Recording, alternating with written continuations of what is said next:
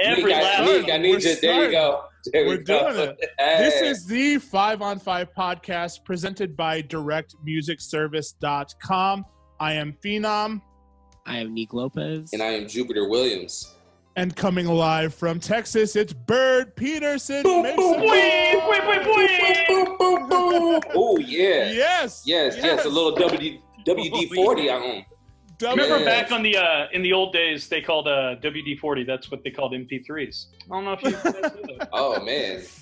Hey, dropping knowledge right now. Just some fun music facts. I love it. Yo, welcome to the podcast, Bird. Before we get started, we need to have Jupiter's word. Travis, what do you got? Yes. Get out and vote, y'all. Get out and vote. Register to vote. If you haven't registered to vote, make sure you know when your voting days are in your city, in your county, in your state. Make sure you get out there and fucking vote. All right, let's rock. All right, let's rock. This week, every week, we do the 5 on 5 podcast. It is two artists battling head to head. Their top 5 songs as voted most popular on Spotify. You choose a this or a that, and then we take you into a lightning round and ask you a bunch of off-the-wall questions that might be tough. It's Travis's pick this week, correct? Yes, sir. Okay, Travis, what do you got for us? So we got two pretty good popular groups, hip hop groups, I should say. These two groups have interchangeable members, but they also have very staple and very known members of their groups. Okay, so today's battle is 3-6Mafia versus Wu-Tang Clan. Let's go. Ooh. All right. Yes. Round one. Let's get into it. Round one, we have 3-6Mafia Stay Fly versus Wu-Tang Clan Cream. Let's start with Bird right off the jump. What are you thinking? Cream all the way. Yes, Cash was everything around me. And it's only because, Stay Fly is a tune. Don't get me wrong, but Cream is a life. Cream is a movement. Yeah. You hear people go "Oh, Stay Fly," that was great. I like their other songs. You just mention Cream, and everybody just goes Wu-Tang. That's the end of the hip hop conversation. Yep. Close the laptop. Close the laptop. There you go. Laptop. Walk out. Pack it up. Walk out. There go Bird. You're out of here. Packed up. Yo. Yes. Neek, what you got? Yeah, go ahead. Hold on, Neek, what you got? Old Cream. All right. Okay. Solid, confidently. Like you said, I love Stay Fly. Hey, that's up there with one of my favorite 3-6 songs. But Cream is, like you said, it's fucking Cream is dude. Cream, yeah. Cream is Cream. Somebody needs to do a mashup with Wu-Tang Cream and Prince Cream. I need to hear that. I need to hear surprised that. that's not done already. I know. Just get on Zach's show tonight and make me do it. Okay, fair enough. We'll be there. Yes. We will be talking about that as well because Bird, you're a fucking insane genius. Bird comes up with these remixes in 1 hour, correct? Yes. Yeah, it's these mashups, these remixes based upon what people ask for. It's totally fucking insane. We will get into more of that after this. Cool. Colin, what you got? I'm voting Stay Fly, by the way. I'm voting Stay Wow. Fly. I knew you would. I'm going against the grain. Shout out to Reggie Miller, used as a weed reference in this song. Shout out to the sample Willie Hutch, fucking unreal. Yes. And it's a great video. Shout out to that all over. It's not the a bad all over song. skull print T-shirt.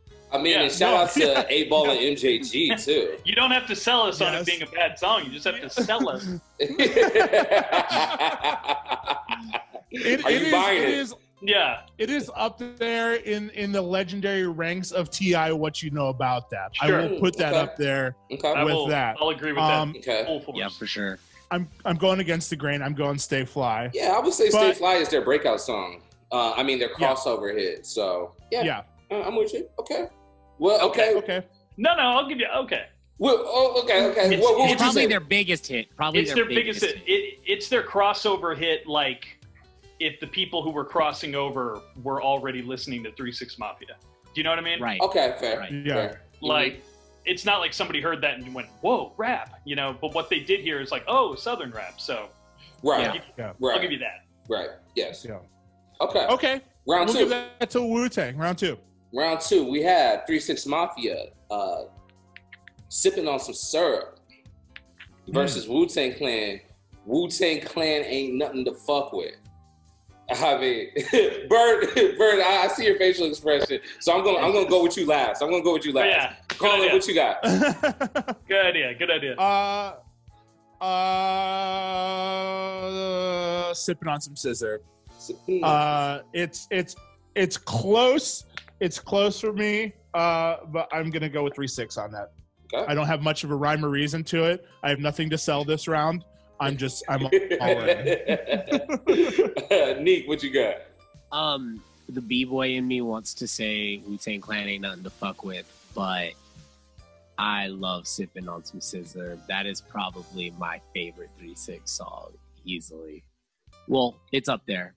My favorite 3-6 song isn't in the top 5, but that is for sure the pick for me. Okay. Bird, let me hear it. The issue here is that you're going with hits versus hits, and the thing is one group has hits, right, and the other group has like an album that cemented hip hop into yes, right. And then 10 billion records after that don't matter. Right. So that capacity, I'm still going to give it to Wu-Tang. I remember the first time I heard the Richard Dawson reference at the start of that song. Yeah. Like, it's just sipping on scissor and ain't nothing to fuck with are such different worlds that I kind of have to give it to the one where it's like literally them saying that you can't fuck with us. And then and then you can put out a million shitty albums after that. But yeah. 36 Chambers is just 36 Chambers is Mount Rushmore hip hop albums. All know it is. Exactly. Yeah. Yes. Yeah. All right. So you're all wrong. Shuts the laptop. Pack it up. Tied up. Take it to round 3. All right, round three. We have Slob on my knob. I had to say it like that. I'm sorry. I had to say it like that. Yeah, Wu-Tang Clan, Protect Your Neck. Which version of Protect Your Neck? 36 Chambers. Got it. Okay, Neek. Wu-Tang on this one. Slob on My Knob is my least favorite single from 3-6. Interesting. Okay. It's just one of those ones like, yeah, it's a quirky song, but I ain't playing it in the car. Yeah, sure. Fair. But I played in the club, with the Ferg song, or I played in the club with No Limit too. So okay, yeah, fair. I see. I would. I have a lot of songs that I'll play in the club that I won't listen to in my free time. Right. And that's true. One of them. True. Right. True. Bird, what you got? I got to go with Wu-Tang on that one because that's actually also, as much as I love Project Pat, that's one of my least favorite 3-6 songs. Gotcha. I a lot of the stuff with the Drankenstein stuff, I was so deep into as much of 3-6 as I could find that I realized that there are these two levels of 3-6. One is Slobbing on My Knob, and the other one is Stay Fly. But then there's this third level that nobody talks about. I just turned to nobody talks about the third level. Yeah, you did. Sorry. Then there's this third level that nobody talks about where 3-6 is like the rawest possible rap music on the face of the planet. Now that battling up against Wu-Tang, that's something to do. But as far as like the song, it's Wu-Tang again. I feel bad that I just again and again. Yeah. Well, hey, this whole 5-on-5 is supposed to make you feel bad and feel terrible, and you're gonna have to take a shower after this. So, if you do feel bad, yes, good. Thank you. Yes, thank you. Thank you. You're here at the right place. Colin, what you got? Sweep. That's a sweep. This round is that's I'm right there with Neek. Slob on My Knob is. It's just played out. It was a great song. It was a great song back when it came out. Right. I've just heard it too much, and then Ferg took it and made it better. Made it better. Yeah. Maybe. Yeah. It's crazy to say, but it's being said and it's being agreed. You know? Yeah. I like that song better. I'm gonna. Yeah. Okay. Yeah. I'm gonna go. I'm gonna go Wu-Tang. We got Wu-Tang sweep. Okay. We have fourth round. 3-6 Mafia, Poppin' My Collar versus Wu-Tang Triumph. I'm going to step in on this one. Go ahead. Yeah. Triumph is a. Sorry, I just heard some weird popping. Sorry. Triumph is a massive start to a song, and the first verse is a massive start to a verse. Yeah. And then after that, it just kind of keeps going. It does. Whereas Poppin' My Collar that's one of their best. Mm-hmm. That's one of their all-time best. And a perfect example of that, of both of those against each other, is the fact that the production on both are pretty shitty. They have great, memorable parts, but like, I don't know the last time you played Triumph in a club, but it's been a minute. It is. No, if you're mixing choruses and verses, you're stuck in Triumph. You're like, you're definitely stuck. Exactly. Fully committed. Yeah, you gotta go down that rabbit hole. I have like 5 different loop points where I'm just like, okay, I got to get the fuck out of this song. And Triumph is a great song, and it comes in hard, but Poppin' My Collar all the way. There. Okay. Colin. Man, I am gonna go Triumph just because it's such an exodus of a song where you're just hearing it from the mountains and it comes on and you're just like, oh my God, here it is. You know, it does not work in clubs. It might. I don't think it depends on who's out there. Depends on who's out there. If you got a club full of ladies, you ain't gonna play Triumph. No. What are you doing? Yeah. Unless you're just trying single to ladies into Triumph. And you're like, yeah. Just like, oh, he's the Osiris. I'm the Osiris of this. Spot on. Yeah. Spot on. I DJ'd for Raekwon and he rapped. I have to tell you guys, I DJ'd for Raekwon for an in-store and he rapped every single verse and it blew my fucking mind. Oh, wow. That I was standing next to him while he's signing autographs, rapping everyone's verse. And I'm like, this is one of the greatest moments in my DJ career right now. You should have started off with that. You needed to start off with that, man. I built it up. I put you in the nightclub first. It was a build-up. I'm mad about the build-up. I would have definitely answered the question differently, I think. I'm going Wu-Tang. Neek, what you got? I love Poppin' My Collar. Like, I really love that song. But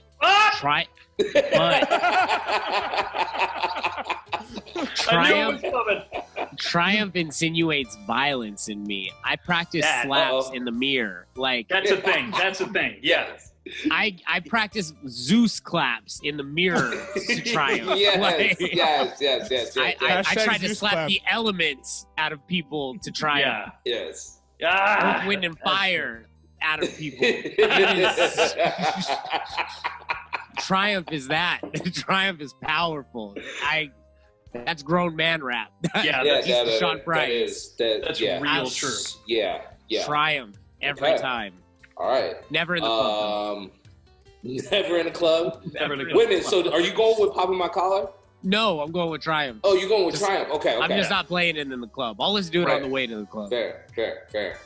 So, what do we got there, Colin, on that one? Is that a sweep or is that 2-1? 2-1. 2-1. 2-1 Wu-Tang. 2-1. 2-1. Okay.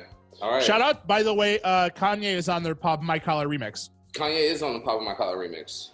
So I am now giving my vote to Triumph. Hilarious. Lordy. Okay, round five. We have round 5 in the last round.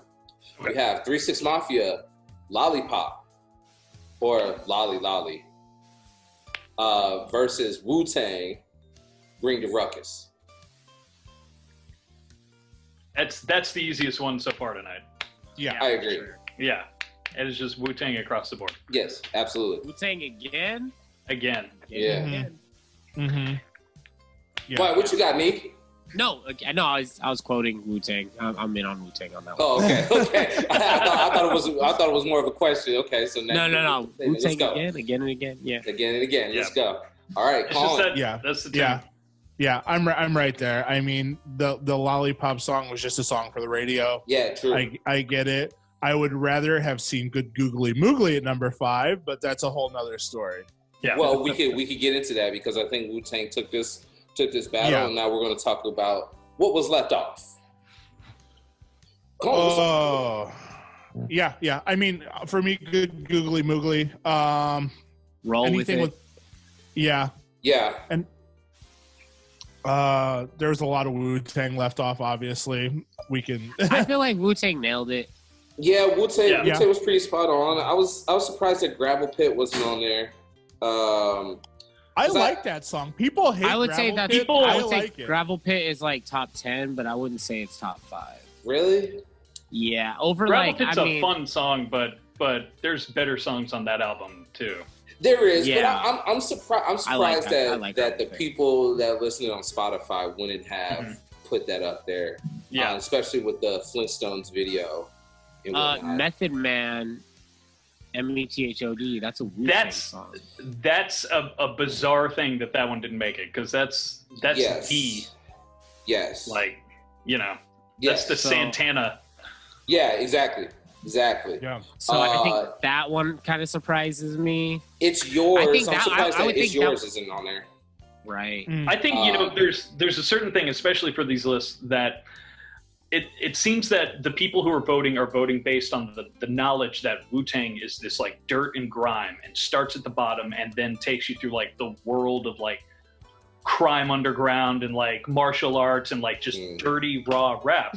And then 3-6Mafia is this group that put out a bunch of like songs that we remember from 2010, but they're not really going back and listening to the 10 years of 3-6Mafia prior to that, which is as raw as any of that Wu-Tang stuff. Exactly. So they have two careers that just completely flip on each other at that point. Yep. And that's exactly why I picked these two too, because 3-6Mafia, man, their older stuff. What do they call it? They called it horror hip hop, or It was some dark ass shit, but it was along the lines of Wu-Tang was dark too. I mean, Staten Island was too. It's just dark, gritty shit. Yeah, like early 666 was like some horror stuff. I forgot what the term is actually called, but it's essentially like horror hip hop. Yeah. I can't think of the term either, but I remember something like horrorcore or something like that. I don't want it to be horrorcore, because I feel like that belongs belongs to like some metal shit. Let's look it up. Or ICP or something like that. Yeah, that's what I'm thinking. ICP was in there. Yeah. It's like borderline Juggalo shit. Yeah. No, it was called horrorcore. Horrorcore. Okay. Word. Yeah, that's so interesting. Yeah, not hardcore, because they already had hardcore, so they had okay. No, so it was dope and it was grimy, and then like a sprinkle of like Southern Pimp shit every now and then. Yeah. But then they go full on into that in the latter half of their career. Yeah. And it's fantastic. I'd say at the time that Wu-Tang is becoming the least relevant it was, because that's when everybody was breaking off and like doing solo stuff that worked really well for them, but when they came back together, just nobody cared the same way, because it all Gravel Pit. And it always felt like it always felt like a legacy tour. Like it always felt like they were like always coming out to play their hits. And it's like, you guys have some really good later day stuff. Like you should keep playing that instead of just having 3 of the 18 members show up and do shimmy shimmy for, there's just way too many members, whitest crowd in the world. Yeah. Man, they had members on the West Coast too. That's true. Yeah. I don't like that. There was a point like in the 90s. I'm not okay with that. They were just adding people in the early 2000s. It's true. Yeah, like late 90s, early 2000s were like, there was different parts of Wu-Tang everywhere. Yeah. There was the Killer Bees. Right. Shaheem. Gravediggers? Gravediggers, I think, were in the Wu-Tang Clan. Like, it was crazy. Yeah. And there's a great kind of reference point to that if you look at Think Differently Music, or I can't remember what the name of the dubstep Takes on Wu-Tang compilation was, but those two compilations feature like 20 songs each with a Wu-Tang member, and I'd say 3 to 4 of them are a main 7, main 8 member. And the rest are just people. It's like, yeah, he was on some song with Jizza, like on his first album, and they're just like, we got the Wu-Tang. The only member that isn't an original member that I consider a member is Capadonna. Yeah. Yes. That's a good one. That's a really good one. Yeah. Capadonna is the only member of the Wu-Tang Clan that wasn't on 36 Chambers that I'm like, he's in the Wu-Tang. Yeah. After that, I don't care. You know what's funny? And this is going to be the most sacrilegious thing I've ever said in my life. Early Wu-Tang, Method Man. Late Wu-Tang, go ahead and pull Meth out and put Capadonna in there as his full-on replacement. Yes. Because when Method Man hit Hollywood, he really... Like, do you remember how fucking raw his first solo record was? So good. And then Method Man with half the braids. And and the white eye. The white eye, man. God. And it was just fantastic. And it was the same thing for me. Like, I felt like every time he came back, he just kind of did the same flow every time, and then he stopped showing up, and then the Red Man thing. It's funny that you said that, because Meth is featured on what is it? Benny the Butcher's new album. I want to say I think it's Benny the Butcher. He's featured on Benny the Butcher's new album, and it's called like Lemon. And that boy, he took a step back into the 90s and found that flow again. See, so I did this song for what's his ass? Omarion. Okay. And when I did it, they were like, we're gonna try and get a guest verse on it, because Omarion was doing this new thing where he was like trying to come in, doing a lot more rap and stuff like that. So my manager at the time goes away, comes back, and he's like, big news, they got Method Man. And I was just like, oh, that's awesome. I'm gonna, work with Method Man. It wasn't necessarily like, oh, that's awesome, what a great verse. But he brought it for like the first time since maybe the W, because I don't think he had really any good verses on Iron Flag or whatever it was. No, he didn't. He didn't. He was checked out. Yeah. And the W, he's got a couple good verses in there, but like it's still like they're not great. Right. And so there was a period of time where it kind of seemed like he was like, all right, I'm gonna come and get back into this. And it's maybe that the world didn't respond, and he was just, all right, never mind, Interesting. Just an idea. Man, I love Method Man, though. I saw Method Man in concert with Currency, and honestly, he gave one of the greatest rap shows I had ever seen. Yeah. And it was because it started so late, and he was like an hour after Currency's show. So Currency opened up, and everybody came to see Currency. And then it took about an hour for Method Man to start, so people started leaving, and half of the House of Blues had emptied out. We stuck around, and he put on one of the greatest hip-hop shows because he was pissed that everybody left. And he was in the crowd. We were holding him. That's like badass. It was crazy. That's insane. That's very badass. Because most people wouldn't come back out after half the crowd left. They'd just be like, right. They'd be like, fuck that. And he came out and he's like, fuck that. He's like, y'all, like, fuck with me. He's like, fuck them. We're going to put on the best show and make them feel like they missed out. And I was like, hell yeah, let's go. That's badass. Yeah. That's dope. Love it. Lightning round. Lightning round. Let's go. Lightning round. I love it. I love it. There it is. Lightning round. Lightning round is a this or that. Super fast. You tell us which one you're going with. Let's start off with AC/DC or Guns N' Roses. AC/DC. Sade or Aaliyah? Sade. Chic or Earth, Wind and Fire? Earth, Wind and Fire. Nelly or Ja Rule? Ja Rule. Phil Collins or George Michael? Oh, Phil Collins. That's the first one we kind of okay. Noted. Missy or Busta Rhymes? Busta all the way. Al Green or Marvin Gaye? God damn.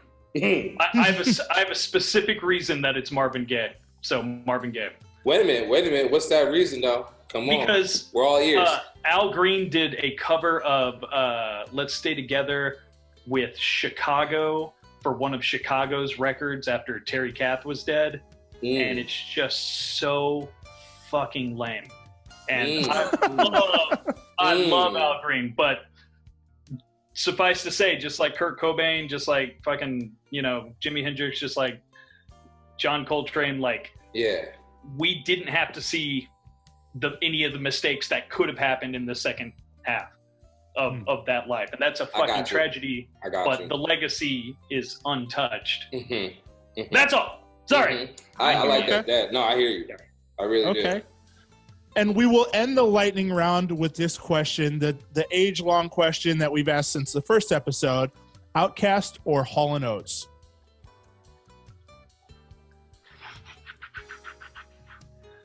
That's just dead in the middle. Just dead in the middle, and I'm gonna say it: Hall & Oates. Okay. Cool. All right. That's fair. And I'm gonna say that based on the discography, not based on whether one is cool or one is not. Right. Discography wise, Hall & Oates didn't have a fumble, and Outkast put out Speaker Box Low Below.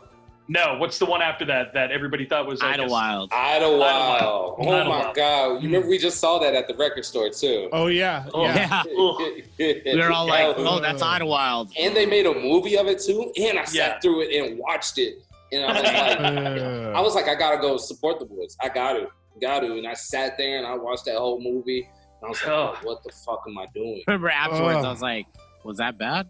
That was bad. That was bad. That was a bad movie. I feel like I was supposed to like it, but I don't. You were supposed to. You were supposed to like it. I think everybody thought, exactly. Everybody thought, oh, this is an easy like. Yeah. No, it wasn't. It was a very difficult dislike. Well, it was weird too because it was weirdly difficult. Yeah. And Speaker Box Low Below it played out as a movie, more so Low Below, but even Speaker Box, both of them played out as a movie. They are both, you sit there and you can listen through both of those albums all the way through. And then they came out with Idlewild, which accompanied a movie with it, and it was like, yo, guys, just go back to the previous album and do this. Just wrap it up. Wrap it up. Like, there's no reason. Pack it up. You got literally, and anybody, it's Splitsville for a lot of people, whether they take Love Below over Speaker Box. I am definitely a person who thought Love Below was the record and then gave Speaker Box enough listens to just go, oh my God, it's overwhelmingly better than Love Below. Love Below is cute. It's super cute and it's super well done. But it's like Andre was just like, I don't want to be part of rap anymore. And it's like, Big Boy was just, okay, I guess I'll have to take care of everything then, And the Big Boy said, yo, Auntie Patty, get on this second track and rip this shit up. Man, Patti LaBelle ripped that song. And that sort of activity is why I give it to Hall & Oates. Because yes. That may be the most cohesive answer that we've seen so far. It is. It is. A lot of people simply reply, I don't know, and pick one. But yes, that was very in-depth. I have an abundance of questions for you, Bird. As I have known you for a minute, I have to ask you, first thing first, what inspired Drankenstein? A long time ago, I was hanging out with my buddy Gogo Garcia, who's a DJ out here. Shout out. Yep. Shout out. Him and I came up together. Pretty much everything I know about DJing came from the fact that him and I were side by side DJing forever. And so, he and I had a conversation about, like, at that time, Timbaland first started working with, like, kind of really padded synths and stuff like that. And we had grown up in the rave world and definitely, watched the rave world, listened to all those old trance records. And he had pointed out, like, man, why aren't people sampling these old, like, trance songs, And I think at the time, somebody had sampled Underworld, and it was kind of cool, but it was like, guys, no, there's just so much.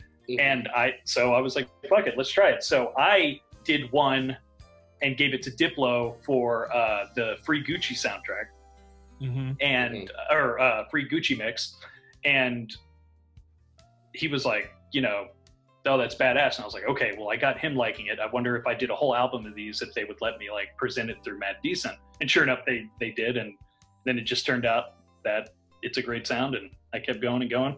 It's so epic, and it sounds so stupid. Like Accelerator said it best, like there's no reason that this should work, and it completely works. And that's why I kept doing it, because it just sounded so stupid and incredible at the same time, you know? Yeah. And that's that. Yeah. That's your story. You're sticking to it. Yeah, it definitely predated trap and EDM and everything. This was the start of that, and I do want our listeners to know, give credit where credit is due. Bird fucking Peterson. Yeah. Bird Peterson. Yes, absolutely. And Pitchfork, who will suck the living trap dick out of every EDM kid who has ever lived, hated it because it didn't fit with this mix that included all of these badass producers who were all doing dance mixes. And then I gave the one hip hop, and they're just like, it doesn't fit, skip. You know? And it's just so funny to me, because it's like, it's the same thing with trap in general. Like, I had all that trap ready and raring to go. It was a year early, and there was absolutely no like perceived market for it. So my shit ass manager at the time was just like, what am I supposed to do with this? And it's just like, I don't know. So okay, so what do you do in that situation, if you can put your mind back into that time? What did you do in that situation where you knew you had something, but it was before its time? I did Drankenstein. That's literally what it was. And I remember going out to Avalon and opening up for Felix Cartal, and I played a Drankenstein set, and it just did not go over. It was a house crowd. I just thought it was an electronic music crowd. It was not. It was like a fucking Clockwork crowd, like just we want Dead Mouse type stuff. And so I remember like I got like criticism on like Facebook about it, like people just kind of going like, actually, if you get on my Instagram, you can see somebody who was just like, why the fuck are you even playing this? In fact, hold on 2 seconds. I'm gonna read this to you, because I just recently posted it and I forgot how funny this is. Okay, so it's a girl named Lily Evans. She says, watching you right now at Avalon, go back to fucking Texas. If I wanted to hear ghetto-ass fucking rap shit for an entire half hour so far, I would have gone to a club in Atlanta. I can't believe Avalon, out of all clubs, would let you play this crap. You're so lucky Felix is going to recover what was a good night before you ruined it with your disgrace of a set. Play backyard barbecues in Texas, my friend. Okay? That's what I got while I was playing the set. A year later to the fucking day, I'm at Avalon playing with Arab Music and Bauer. Wow. Yeah. And I'm sure Lily Evans was in the Lily crowd. Evans was there. Yes. Yeah. Like, hey, it's just Lily Evans. Lily I Evans fucking hate Lily Evans. I hate her deserves, so much. She deserves a signed copy from you. Yeah. Just say thank you for the encouragement, Lily. Yeah. Just, I will tell you this, Bird, I didn't get to tell you in that post on Instagram. That needs to be a t-shirt. it does. T-shirt. Oh, yes. With the Bird does. Peterson logo right on the back. Yes. Hold on. Put my notes on my notes. Yep. Yeah. Hey, yo, while you get that t-shirt out, give him credit. Yes. Send us a shirt. We need to wear the shirt. Yes. Yeah, I want a Bird Peterson shirt. Give me sizes right now. I actually have stuff for you guys. I'm 2X. 2X, baby. Yeah, 2X. 2X. I'm an L. 2X. You're an L? Yeah. All right. 2X's and an L. Yeah. Done and done. Thanks, Bird. How did you utilize South by Southwest to grow your career? It's actually funny because half of it is like a smart utilization and half of it is just complete bullshit.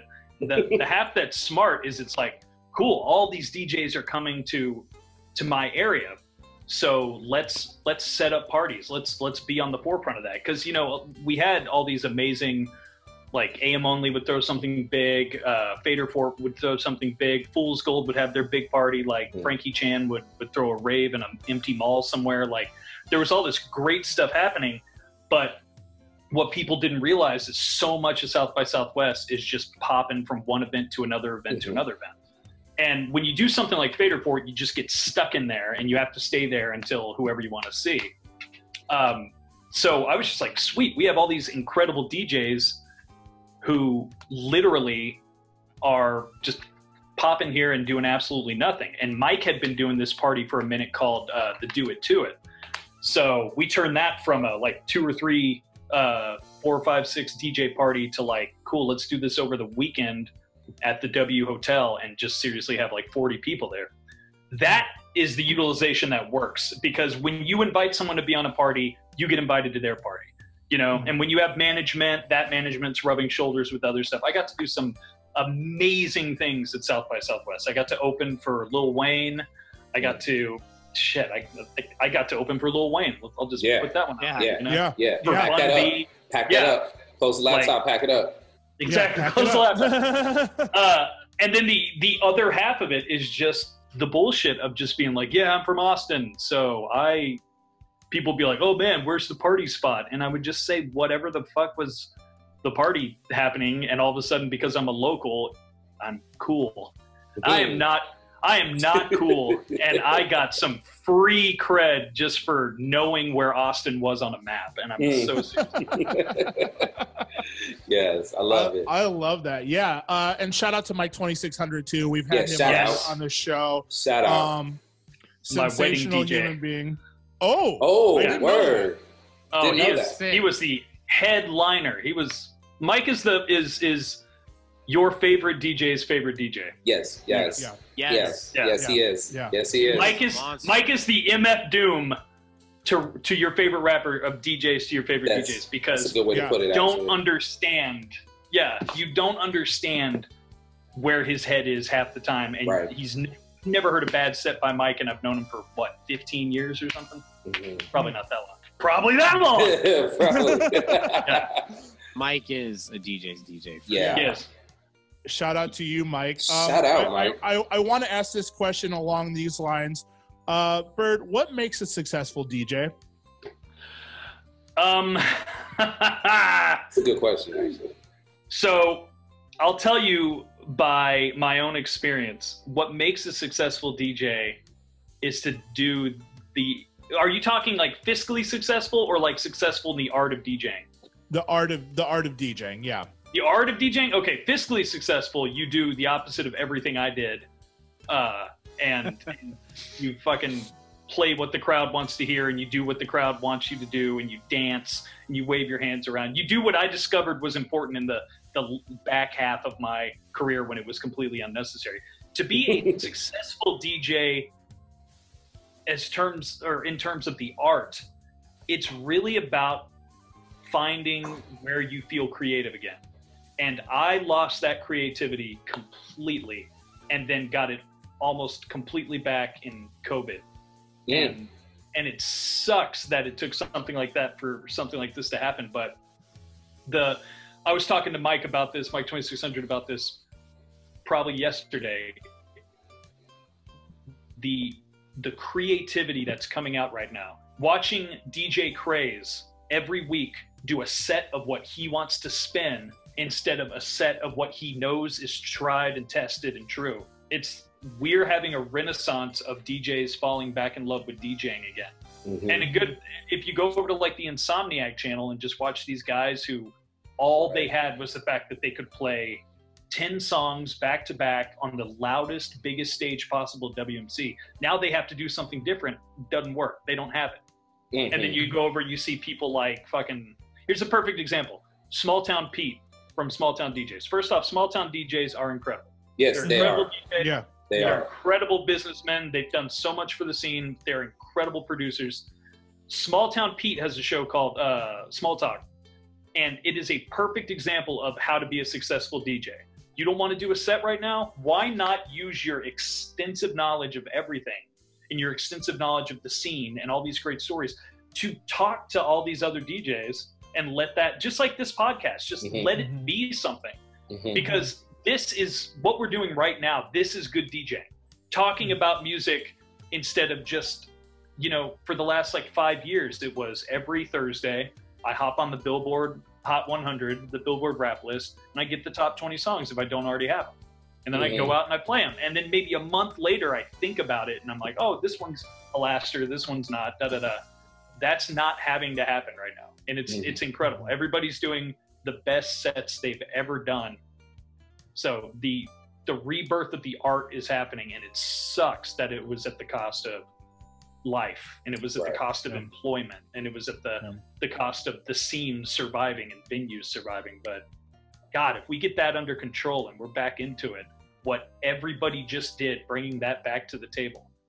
Last week I did I do theme streams on Tuesday, and I did a full 2-hour set that was just the Beatles versus Fatboy Slim, and half of it is so stupid on purpose because it's supposed to be crazy, you know? And the other half is just like, oh my God, like Taxman is the same key as California. So I have like the acapella coming in of California, and then Taxman just on this loop. And it's like, I would never have done that in a million years. I would never have played Triumph in a million years. So it's true. If this hadn't been happening, I would have been right here just being like, oh, you know, definitely like 3-6. I wouldn't have had this moment to be like, no, I haven't had to play that for a minute. And when you get to play what you want to play, that's what makes good DJing. When you get to play what you want to play. Yeah, I love it. Not what you know works, what you want to make work. Yeah, I love it. That's the first time we've asked this question on the podcast, and that's exactly the answer I was looking for. Let me ask you this. Let me propose you this question. You are opening up a nightclub. What is the name of your nightclub, and who is your first resident DJ? Okay. So a good name for a nightclub. Oh, that's so good. I always wanted to just give a terrible, terrible name to a nightclub, because I feel like when you give a really good name to a nightclub, you have to serve really good drinks and the music has to be really quiet. So you want to give it a shitty name, like Visions. Okay, so there it is. It's Visions, and is this like I get to choose any DJ in the world? Yes. Yeah. Okay, I'm gonna revert back and not make this a joke, and I'm gonna say, oh, this one's tough. Okay, I'm gonna say Giles Peterson is the DJ. Okay. Okay. And I'm gonna still call it Visions. I'm the type of guy that when I go to a club, I want to hear somebody take me on a musical trip, not someone who wants to pump up the dance floor, because all of us have to pump up the dance floor. You know? Yeah. It's like going to Formula 500 and watching someone just drive your car around. It's just like, no, I do that. I know how to do that. Like, yeah. And so what's so funny about that is that's why we go see stuff like professional sports, or we go to restaurants because we want to see the next best thing and the next best thing. For DJs, it's like we go out so we can see the opposite of everything we've done, which is why I haven't gone to a DJ set for anybody I haven't like opened up with or played with who I didn't want to listen to just in so long, because why do that when you could just go out and listen to like one guy? I feel, by the way, we're doing Zach's show tonight, so I am so high right now. If any of this doesn't make sense, I apologize. Oh, I love it. I love it. I love it. Yes. You're spot on so far. Okay, good.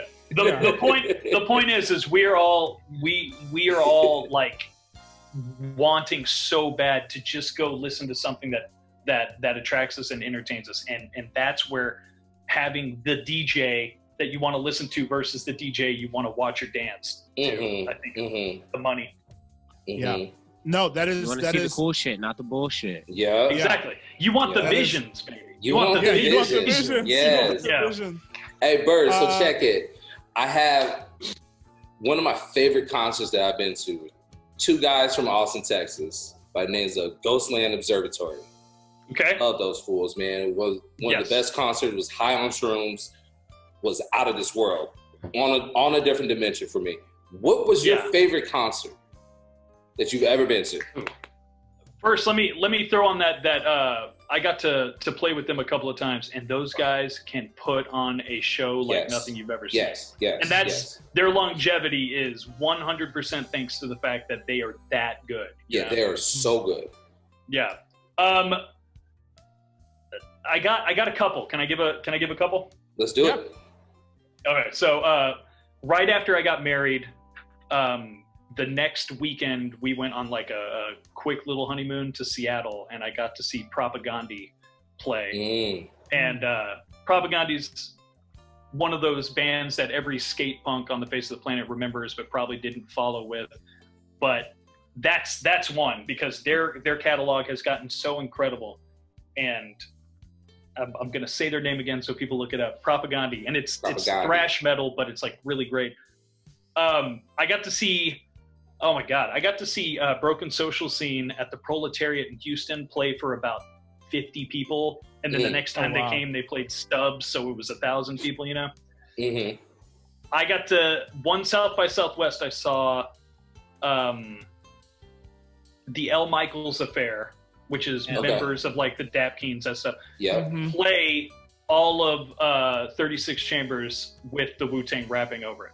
What? Oh, yeah, and it was, and it wasn't all the Wu-Tang, but it's the closest it's been since then. And that was at Stubbs for a Scion event, probably 2009, 2010. That was probably the best show I will ever see for the rest of my existence. I just bought that on vinyl.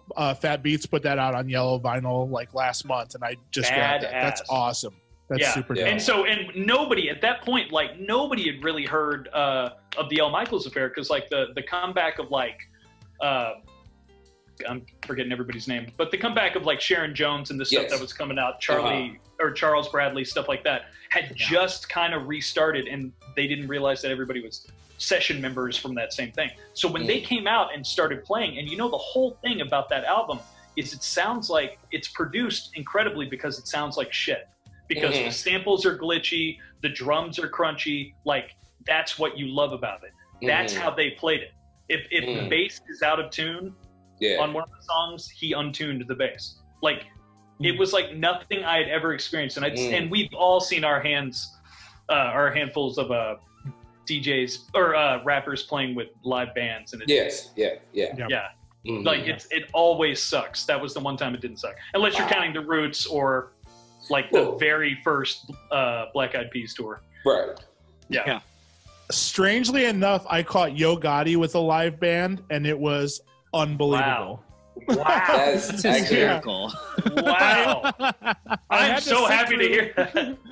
I had to sit through 15 openers to get to it. But once it was finally there. Yeah, like it paid off. Yeah, seriously. Oh my God. Yeah. Like 3 or 4 South by Southwest ago, I got to see Ghostface play with the live band. Didn't do anything for me. Didn't do anything for me. Yeah. And one of the problems was before he came out, You God came out. And You God just played with a DJ, but You God kind of, you know, You God is a ride. And so we were coming over the hill, and opening for You God was help me out. Oh my God, y'all are all gonna laugh at me. Souls of Mischief opened up the whole thing. Oh wow. Yeah, so by the time you get to Ghostface playing with like whatever that name of that band is, and you realize like I just saw like a pretty legitimate hip hop show, and now I'm gonna watch like a guy kind of do a half act because he's playing with a live band. Yeah. And like he wasn't into it because he's like the band will cover half. I can do the other half of the energy. It's not. And I wish I could say D'Angelo was on that list, but every chance I've had to see D'Angelo has been canceled. Yeah, that guy, man. Yeah. That guy.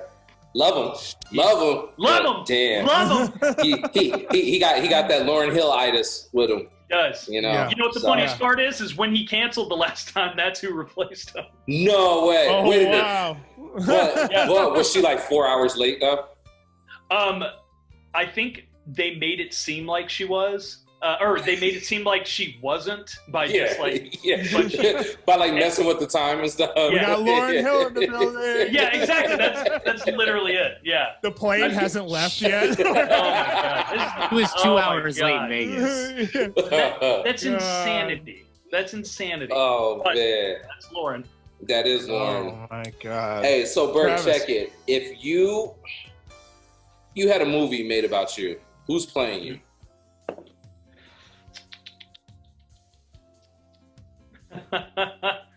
It sucks whenever like the only person you look like is considered a sex predator. Sucks. Louis C. Yeah. I knew you were gonna say that. Yeah. Man, I don't know because and this is a stupid answer, but if I made a movie about me or if there was a movie about me, I would just want to write it. Like I don't need to be in it, you know? So I guess Idra Elvis. Hey, I like it. Sick. I like it. There we go. Yeah. So That's Bird. that goes in line with Fashion's answer of Keanu Reeves. We'll put that right It up does. there. Yes. It does. Yes. Yes. I want a movie where it's like, yo, who invented trap? And then like Stringer Bell walks out and he's just like, where are my glasses? There should be like a DJ extended universe, a DJ biopic extended universe where like Keanu Reeves crosses over into your movie. That would be amazing. Yeah. That would be the movie. Okay, that's the movie I would be in. Yeah. Hell yeah. It's like the DJ biopic extended universe, like some Marvel shit. About two balding, chubby white DJs. Somebody shows up to that movie. It's like, but they got Reeves in it, and they're just like, oh my god. Is that John Wick? No. That's DJ Fashion. That's DJ Fashion. Oh my god. I love it. Yes. We have to ask. How are we doing on time, real quick? We're doing good. Okay, cool. Stranded Island, one album. What are you taking? Stranded album, one album. Stranded Island. Stranded album, one island. Yeah. Where are you going? I'm taking either. Oh, this sounds weird, but I'm taking. Louis C.K. stand-up album? Yeah, that's it. No, I'm taking either Pharoah Sanders' Elevation or I'm taking Brighter Later by Nick Drake because I want an album that just kind of goes all over the place but also is chill at the drop of a hat because I imagine I'm going to be anxious as all hell, you know? Mm-hmm. Being on an island. Mm-hmm. Being on an island, yeah. Mm-hmm. And also I don't want an album with really, really specific lyrics. Mm-hmm. You know what I mean? Like, I don't want to be able to remember it every time I listen to it because then I'm just fucking sick of it. Mm-hmm. Yeah. How's that for a nerd answer? That's a great answer. That is a great answer. Yeah. The previous one was Doc Adam, and he said London Calling. Yeah. So he said the Clash London Calling. Yeah. If you restricted me to like I could only bring a rap record with me, I think I would go Soulside's Greatest Bumps, that compilation with Black Alicious and Shadow and all that stuff like that, because it goes in so many different directions. I don't think you can get tired of it. I like it. Imagine being stuck on a desert island and all you had was Triumph and lollipops over and over. Just lollipops. Yeah. Oh, Triumph and lollipop, and they just kept going one after another. Oh God. I wouldn't make it. I wouldn't make it. I wouldn't make it either. I would. I can't even. Yeah. I have to ask. We're winding towards the end of the interview. How did you link with Zach? And tell us about that for the viewers, listeners that don't know. What the fuck is going on there on Thursdays? So I've known Zach for a minute. I knew him back. Like, shout out 4 College Zach. Shout out. Shout out. I knew him back in the days of the old Hollerboard stuff, and whenever he was doing stuff with Pretty Titty I think I played with him once in Seattle, like in 2008 was probably the first time I met him. Then I met him again whenever he judged one of the Red Bull 3 styles that I was in Austin, and he was the judge. And I'm going to give a huge shout out to Kid Slice in Austin right now. Anybody who knows Kid Slice? Funnest DJ on the planet, just a wild man. He played before me and broke the turntables. Oh, and then I got on and had to do my entire set without turntables. Like at one point I look up, we're on the stage, and I look up in the rafters right here, and that's like Zach and a few other people, and I can't remember who the other two judges were. One of them was Chicken George, and one of them was another dude. And I just look at them, and I took the records off the turntables, and I just showed it to them, and I just flung them on the back, because I wanted them to know that I sounded not very good because I didn't have turntables. So fast forward, I know Zach basically just saying hi and stuff like that. He was hanging out on the stream, on one of Craze's streams really early on, and in the COVID stuff, and Craze was like, all right, I'm going to hop off. Who should we raid? And I told him to raid me. And then so they raided me, and I didn't have anything prepared or set up. So I just started showing. I just started showing these like couple of cartoon videos that I had made, and after that, Zach was like, "Oh shit, I do this thing called Mash Mountain, and I need a new intro for it." And now, dude, that shit is sick. Yeah, I do probably 95% of the video work on Zach's show, and Zach's stream is the shit. I love Zach's stream. Yeah, it's insane. It's funny. Because of your work. It's hilarious. Thank you, my man. Zach is one of the funniest dudes I've ever met in my entire life, and he's beyond creative. And one of the things him and I actually talked about a little while back is having to be creative with non-creatives or stuff like that. He is so quick that if an idea comes to him, what works is that I can do this video stuff like Tetris, So he'll have an idea, I'll slap the video together, we're done in an hour. Having that sort of a working relationship with someone who not only is clever and creative, but also really appreciative of it. That's where it is. Mm-hmm. Zach is just a solid dude. Yeah. And that show was another part of the renaissance of creativity that we were able to get from this terrible situation. Mm-hmm. For those of you that don't know, Zach gives you 1 hour to come up with a fan remix, mashup, etc. Whatever you want to make that. And so they asked the whole crowd to weigh in, his whole audience to weigh in. So he's just getting hundreds of responses flying at him, and then he picks the one that he wants. And then I have an hour not only to make it, but I have to have it posted on SoundCloud. So, yeah. Also, fuck SoundCloud. Just throwing it out there. Hey, okay. Oh yeah. All right, fair. Let's go. Yeah. Fuck them. I'm on the train with you. No. Wait a minute, we can't say this. Oh yeah, we do. That's true. Oh yeah. Thank you. You can edit that part out, but thank you. Also, give us the beats. Bird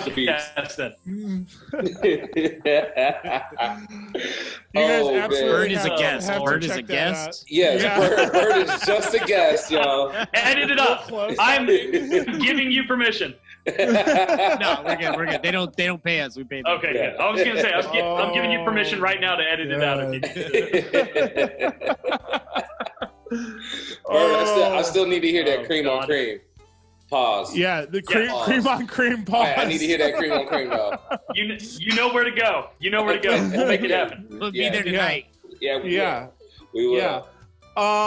Tell the people back home where they can find you online, on social media. Where can they hear what you got going on? So it's Bird Peterson on everything. Bird Peterson on Instagram. I never use Facebook and I never update it, so you can go there if you want. Who cares? birdpeterson.bandcamp.com is the best place to find everything. If it's a big release or something I'm really, want to get to the masses, my Spotify always has some great shit going on. Yeah, Instagram, Twitter. That's about it. Yep. Twitch.tv/Bird Peterson. That's the one I always have to remember. There it is. Okay. My stream is off the chain, and I just want to throw this out there because I need to plug it. Not next Tuesday, but the Tuesday after that, the 27th, I'm doing a very special Halloween show. And special guests, all kinds of great video shit. Like, it's going to be probably the best thing I do on Twitch so far. So, Tuesday, October 27th at 9 p.m. Central Standard Time on birdpeterson.tv on twitch.tv/birdpeterson. Also, sorry. Yeah, that's it. No, go ahead. Also, I have a website now. My wife always has to remind me. birdpeterson.co. Hey! There we go. Did we cover everything? Yes. Yes. New merch on the way. Catch Bird at Avalon. The Lily. What's her name? Lily Evans. Lily Evans merch. Yeah. Shout out to you, Lily Evans. Yes. Go back to your clubs. Lily Evans. And Bird, then be on the lookout for that Bird Peterson biopic featuring Idris Elba. Yes, sir. Yes. Bird, thank you, man. What a fucking joy. Bird Peterson. Yes. Thank you guys so much for having me. That was a blast. I'm coming out to Austin, man. I'm going to see you. Soon. You'll be here. You come here. Yes. I'll be here. I'll be waiting for you, except at Thanksgiving. For Thanksgiving. Well, I'll be there until the 8th of December. So. Perfect. Then we'll be hugging and coughing all over each other. Yes, absolutely. Absolutely. I love it. Hack it up, y'all. That's the word. Hack it up. This is the 5 on 5 podcast sponsored by directmusicservice.com. Next week, our guest is DJ Nick Bike coming live from up north. Yes. Ooh, the Edit King. He is. The Edit King. Yes. The Edit King. Make sure you wear your masks. Make sure you behave yourselves. And make sure you fucking vote. Vote. Go out and vote. Yes. And we'll see you back next week. Take care, y'all. Thank you, guys. Peace.